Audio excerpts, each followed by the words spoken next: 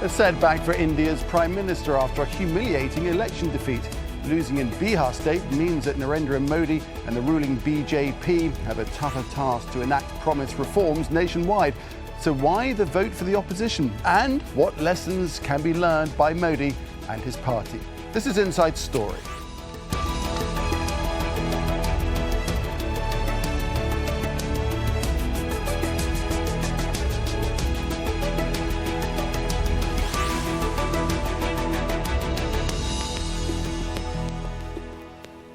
Hello, welcome to the programme. I'm Nick Clark. India's ruling party, the BJP, is trying to work out where it all went wrong after election defeat in the state of Bihar. The BJP-led alliance was able to win just 60 seats in the 243-seat state assembly. Prime Minister Narendra Modi made the Bihar election a priority for his party, holding at least 30 campaign rallies. The loss in one of India's poorest and most populous states means his government will struggle to push through key reforms nationwide. We'll discuss the election fallout in just a moment, but first, Faiz Jamil has the latest from New Delhi. The stock market was one of the first to react on Monday, the day after the Bihar election results. It dropped on fears that Prime Minister Narendra Modi would no longer be able to push through his promised economics reform. Now, there has been no real change in the balance of power on the national scene. The BJP still hold a majority in the lower house of parliament, but a minority in the upper house of parliament, where the opposition has been able to block important bills needed for the economic reforms. The BJP was hoping that a victory in Bihar would have forced the opposition to see things their way by giving them the credibility needed.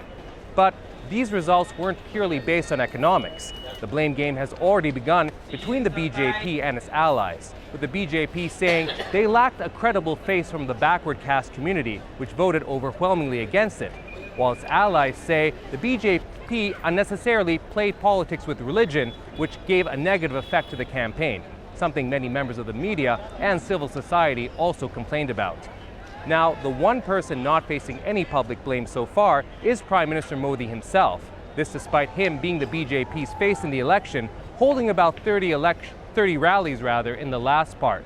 Many in the BJP say he is still their strongest leader and still hold out hope that he can win them elections despite what happened in Bihar. For Inside Story, I'm Faiz Jamil in New Delhi.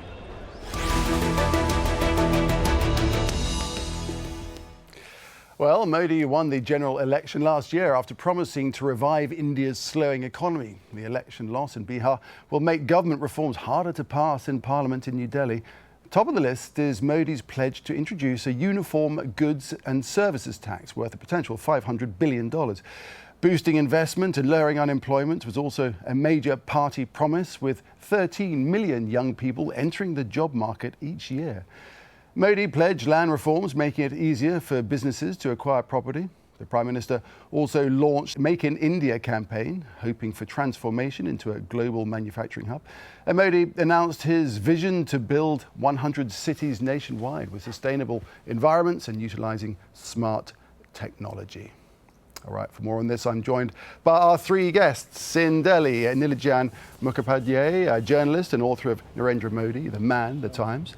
In London, Samdipta Dasgupta from the India Institute at King's College in London. And joining us via Skype from Delhi, a spokesperson for the ruling BJP party, Nalin Kohli. Welcome, gentlemen, to you all. And Nalin, if I may start with you, it's your party that's taken a bashing. It's a big, important state. Where did it all go wrong? Well, I guess if we knew it so fast, we wouldn't have lost in the first place. Politics and elections are serious business, and that's being assessed. We do know that it was an unlikely coalition that took place on the other side, opposite to the BJP. Two sworn enemies got together.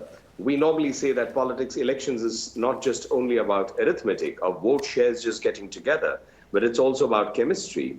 And so we underestimated what the value of that could be. The BJP actually individually has polled the maximum number of votes as a party. That's 24%, almost about 6% higher than the next party. But the combined vote share of the other alliance has been significantly higher. And so they swept it. So that's something that we'll assess. What are the reasons? Just as a clarification, since Mr. Modi has been Prime Minister, we've had elections to a number of states.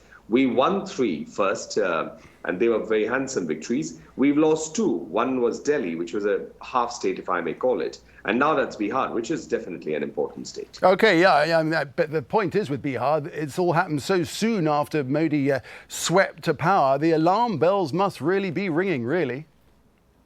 Well, 18 months out of the 60 months as an office term wouldn't be very soon, but yes, it's early in the term. Because the shares that the first 3 elections that we won were within months of coming to power at the centre. Certainly, but we don't, that's not an excuse or that's not any consolation. The fact of the matter is that we have lost Bihar. It is an important state. We at least internally had felt as a party that we had reasons to believe that we would do well. That hasn't come true. It's quite a significant defeat because the other side has got almost 2/3 of the votes, 2/3 of the seats. OK, let's bring in Nilanjan Mukhopadhyay. Do you see this as a thumbs down on Modi's time in power so far? Well, a couple of things. State elections in India basically do not consider in any way to be a referendum on the centre. But state elections have always been seen as a reaffirmation of faith in the leadership of the ruling party at the centre, especially in those states where the ruling party has a major stake. Now, in Bihar, in the Lok Sabha elections, the parliamentary elections last year, the BJP and its allies swept as many as almost close to 80% of the seats. Compared to that, within 8 months, though the BJP is still the single largest party in terms of vote share, but there has been a huge erosion of a drift of about 5 to 6% of votes away from the BJP, which within 18 months is not a good sign, especially in terms of a declining popularity of the ruling party and of the Prime Minister Narendra Modi. Right, so why do you think it's happened? Remember that this is the second defeat. I think it has happened because of a combination of factors. One is that Indians have been feeling that there is a growing gap between the promises which had been made by the BJP and by Prime Minister Narendra Modi during the parliamentary elections and what this government has delivered in actual terms. There have been a lot of promises, several schemes have been made, but really, barring the opening of bank accounts, the other schemes have really not taken off. No tangible result is yet visible to the people. So there is a certain amount of disillusionment setting in. Besides that, there has also been a cacophony of sounds surrounding this entire campaign. Over the last 2 months, there has been a huge build-up of, trying to, against the BJP, silence at attempts to polarize India on religious lines. Since last October or November, there have been several attempts where very important leaders of the BJP and of allied parties have given very harsh and damaging, polarizing comments trying to divide India. Nilanjan, we're going to come on to this polarization issue in just a moment and also on to the promised reforms. But before we do that, I'd just like to bring in London and Sandeep to Basgupta. Have you been surprised by what happened? Not really, actually. From what I heard from my colleagues and friends on the ground from about a month ago, this is not very surprising. It's unexpected in a larger frame of things, but it's not surprising. Yeah, but it could be argued that it is just a blip on the radar, as Nalin was alluding to. I doubt that, actually. I think just to sort of set the scene here for your viewers, there's a larger issue here than just this particular election. Of course, every election has local issues, local factors. But beyond that, I think this election was a repudiation of a particular style of politics than that of the BJP and Mr. Modi. See what happened here. There was one party which was making an argument on a very clearly, crassly majoritarian lines, consolidating the Hindu vote, saying we are Indians on development, and saying pretty much against the minorities, consolidating 80% of the vote. While the other parties kind of played up much more complex local factors, varied interest groups in society, and saying there's nothing called, there's some one block called Hindu, but there's all these complex interest groups, and we represent them. I think that is an interesting differentiation. And the fact, what it shows is that the electorate of Bihar, and I would say the electorate of India, are sophisticated enough have a strong enough electoral calculus that they can understand and they can make these calculations that there's no such sort of a broad brush homogeneous identity called Hindu or India, but there's multiple complex calculation, and they can choose a particular party based upon who they think will represent their interests best. Why this is important is because the moment you can successfully make a broad, generalized majoritarian argument is when you have centralization of power, and which can lead to kind of anti-democratic argument for a sort of bloc of majority. And so that this kind of happened, that the electorate of Bihar showed this sophistication, is looking beyond this kind of broad majoritarian argument, is actually shows that Indian democracy, I would say, is in good health. But given, Nalin, given the effort the Prime Minister put into this campaign, I think he attended 26 campaign rallies. It shows how important he and the party viewed it. You have to wonder now, having lost, what kind of firm hand the government has when it comes to trying to steer through its promised reforms. Well, two quick comments on the earlier comments that came in the program. One is I wouldn't hastily jump to any conclusion till it's assessed completely, the results. Because in 2004, when we lost the elections and were demoted from central office, the government, everyone said we lost because we had a campaign called India Shining that worked on urban India. Reality of an analysis show that we won all our votes in rural India and actually lost all the cities except one in South India, Bangalore. So I don't arrive at an early assessment. There will be multiple factors. It won't be as simple as that. The primary election campaign was around development. There were voices that were discordant to that. There were individual comments that from time to time we also felt that these comments were not correct, they were not appropriate. But to immediately say that there was a strategy towards majoritarian rule or something like that, that's, I think, very hasty and perhaps a little tad early to arrive at that conclusion. With regard to the reforms, I don't think it makes a difference to any reform that comes within the executive realm of the government. Wherever legislative business is required, we must bear in mind we have a majority in the lower house. We don't have it in the upper house. The upper house has transacted good business, barring the monsoon session, which was pretty much halted because the opposition and the government couldn't arrive at a working relationship, and the opposition was adamant. However, we are hopeful that when we go ahead, things will improve. In terms of... but just one thing, can I just pull you up on it? Just with the upper house, don't you need the upper house to work in tandem to get these reforms through? And the Prime Minister has pledged land reforms, making it easier for businesses to acquire properties. But that just hasn't happened, has it? And there have been stumbling blocks on that front. But let me count out some things that have happened, because we have inherited and we can't... But what about that particular issue? Land reforms is a massive problem as far as getting these reforms through. Yes, the land reforms, we've sort of gone back to the original scheme because we are not able to arrive at a consensus among various political parties. But for example, on GST, which came up, that's been legislation in business for decades. And it's a constitutional amendment. So that requires definitely not only the two houses, it requires 2/3 clearance from both the houses. And then 50% of the states of India have to ratify it too. So that's a much deeper process because it's constitutionally, it calls for a change. But otherwise, if you come to normal legislative business, anything that's a money bill does not require the upper house because that has to be passed only by the lower house. Anything that is in crisis, the government, and does not require 2/3 majority, the government has constitutionally the option, though rarely used and not the first desired way of moving ahead, of calling a joint session, and then the BJP with its allies again has majority. So push comes to shove, that's a possibility. But of course, the Prime Minister wouldn't want the push to come to the shove, would he? But let me bring in Nilanjan again. Nilanjan, what's your reaction to what we've just heard there from New Delhi?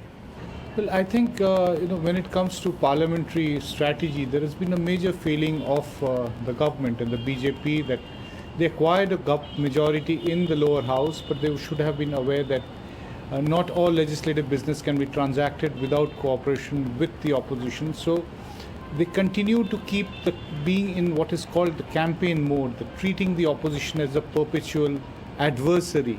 In a parliamentary democracy, there have to be phases when one is locked in a contest, in a very bitter contest during elections.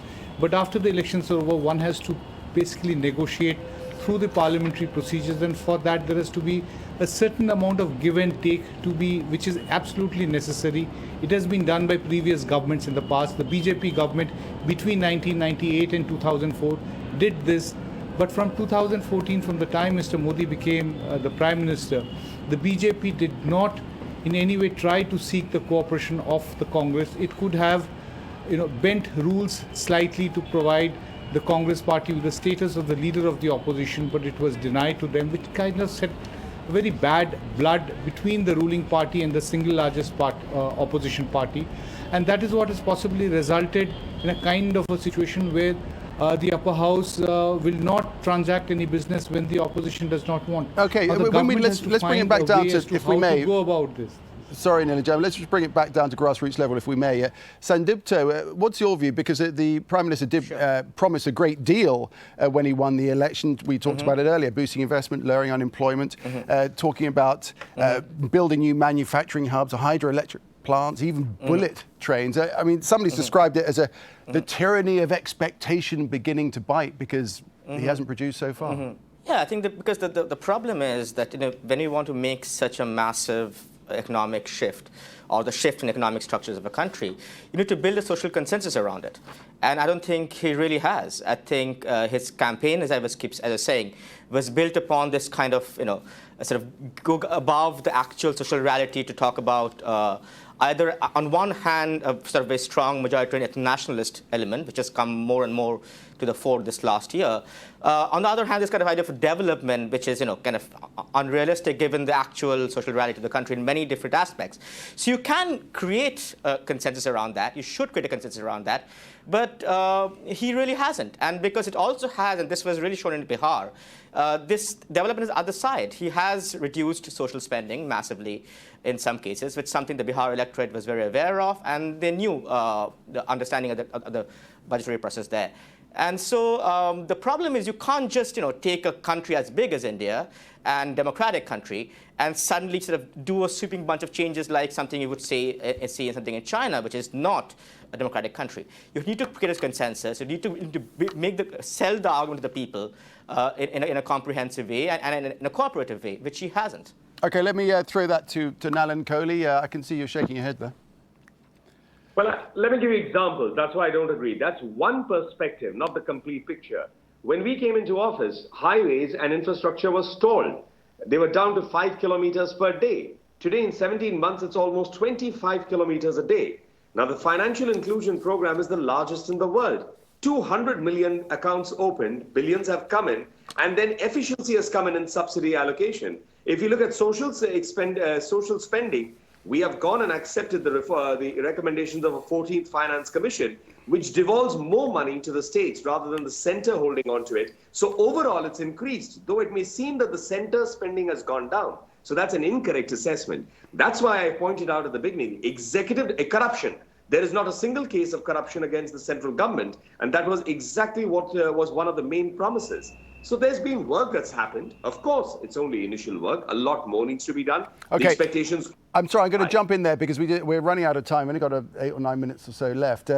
Earlier, Nilanjan, you were talking about this issue of polarization. I promise we'll come back to it, so we will.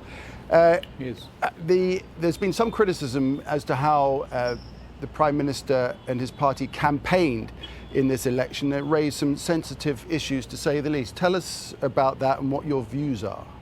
Right from the time when Mr. Modi became Prime Minister, within weeks after that, one section within the BJP started making very provocative statements aimed at provoking, bringing up some kind of promoting a majoritarian idea that was there. A campaign in Uttar Pradesh for a by-election was handed over to a religious leader, though a lawmaker of the BJP, who used the occasion to once again whip up passions on communal lines in India. In December, a minister in Mr. Modi's government made some absolutely vile and abusive comments during again another election meeting in Delhi during the elections. Situations were allowed to develop to such an extent that when the American president was in India in January this year, he made not once but at least 2 comments, once in India and once after going back, reminding Indian leaders about the need to live up to the promises which are there in the Constitution. Mr. Modi did make several comments through the months after that, But some or the other leaders within the BJP kept making very provocative points. Okay, let's put that briefly to Nilan. Sorry to interrupt part. again. Nilan, just very briefly, if you would, just in 30 or 40 seconds, just your response to that. Well, I think Nilanjan is being fair in terms of how he put it. Those are some of the voices. They are not the majority voices, so that does not reflect the majority thinking of the party and certainly not of the government. He's correct in saying that the Prime Minister has spoken. But yes, there has been a counter charge on us on that, and that's something we are certainly going to look at. As far as the government is concerned, with this particular loss, there will be a rethink, there's no doubt about it. And we understand the burden of the expectations. We are not shying away from that. And we are going to assess it, because that's why we've always resurrected ourselves despite defeats in the past. Okay, Sandeep Dasgupta, what's your view on this? There's a potential that with the way the campaign was run, that Narendra Modi potentially loses domestic and perhaps even international credibility. I'm not necessarily sure that would be the case because of the domestic situation in India, but I don't agree with that this is just a fringe element of some bad actors. This came from the very top. I mean, the president of the party, who is Mr. Modi's right-hand man, Mr. Amit Shah, said that, if we lose the elections, there will be crackers bursting in Pakistan. These are not, this is very much a part of the electoral strategy of the BJP. It has always been a part of the electoral strategy of BJP. The ethno-nationalist element is very much in the way they win elections and they mobilize their supporters. So I don't think it's a fringe thing. I think the international reaction will be an important one. I think that might actually make them change their minds. Domestically, this is the calculation they have made. They've always made this calculation. I don't think anybody in India thinks that the BJP has any pretensions of being a sort of a party of all religions and all ethnic groups. It's very much a Hindu party. It sees itself as that. It says that itself. So I hope there would be some change in mind, if not for any kind of ethical reasons, but for electoral reasons at least. Nilanjan, given this loss, do you think the Prime Minister is in danger of losing the initiative, or are we just kind of exaggerating the situation? Well, he faces a huge risk of losing the entire mandate which had secured barely a year and a half ago. It's very important for him to actually use the Bihar verdict and see it as some kind of an occasion to find out where they have been making mistakes, be more inclusive. When they talk about reforms, I think the first real reforms have to be within the ruling party itself. The leadership which has shrunk because of the way in which Mr. Modi has run the party and the government, that needs to be expanded. The BJP has been known for a collegiate style of functioning, some form of a loose collective has disappeared. It has become more and more a party which is run by 2 or 3 people of a very close group. This has to be expanded. Much more consultation is required. We have to also go back to the cabinet style of governance. There's also need to draw in the opposition. By and large, the government has to be much more socially as well as inclusive, socially, as well as draw in more elements of the intelligentsia. There has been some kind of an attempt to completely marginalize the intelligentsia. Anybody who does not agree with this government or with the BJP is presented as anti-national. Now, the BJP has to give up this approach that anyone not in agreement with the ruling party is against the country. One should be allowed to have the right of dissent. That cannot be curbed, and this has to be one of the biggest shortcomings and probably one of the big reasons for the massive defeat in Bihar. So, of course, we have another important vote in 2017 in Uttar Pradesh. Plenty of time, Nilanjan, for the vote to be turned around in that case. Well, the BJP has clear 2 options regarding Uttar Pradesh. It can further continue to be on the line of polarization, which fetched massive dividends in the parliamentary elections when they won more than 70 out of the 80 seats. The other option is try to be much more inclusive, because then it is going to lead to a better image of the party within the rest of the country, follow a more inclusive politics, the kind of politics which was pursued by Mr. Atal Bihari Vajpayee, the previous Prime Minister of the BJP between 1998 and 2004, who struck a perfect balance between the hard, aggressive forces within his party and those people who are a more centrist social agenda. So Mr. Modi has to move towards that kind of a balance. Only that way he is going to keep the social temperature down and be able to concentrate on giving economy the kind of boost that he had promised. Well, we very much appreciate your perspectives on this, gentlemen. It's been an interesting discussion. We have to leave it there. Thanks very much indeed, Nilanjan Mukhopadhyay, Sandipto Dasgupta and Nalin Kohli. Thank you very much indeed. And thank you for watching. As always, you can leave your comments on the programme's page of our website, aljazeera.com. And you can post your views on facebook.com/AJ Inside Story, or just tweet us at AJ Inside Story. Thanks very much for watching. From me, Nick Clark, and all the team, it's goodbye for now.